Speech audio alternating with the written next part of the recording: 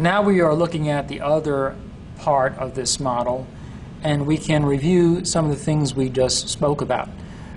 First of all, right over here you have the gray matter. It is shown in relief in this section. Notice that it has this butterfly shape. Here we have the posterior horns on either side.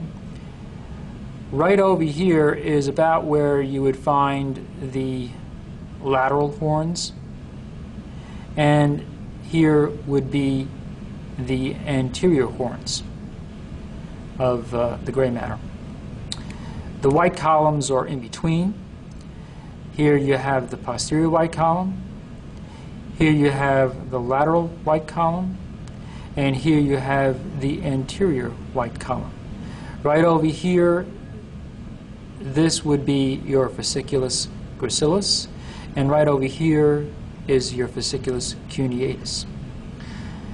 This is your dorsal or posterior root carrying sensory information into the spinal cord. Here is your anterior root carrying motor commands along motor neurons. And the posterior and ventral roots will join with one another to form the spinal nerve, which you see right over here. Here's another view of this model, and on this side you can see the dorsal root and the ventral root joining to form the spinal nerve.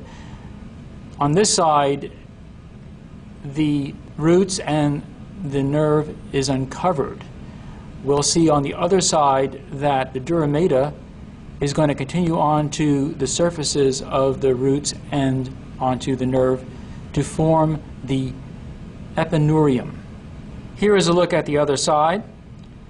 Here is your dorsal root, and here is your ventral root, and here is your spinal nerve. We know that this is the dorsal root because of the presence of the dorsal root ganglion, this swelling right over here.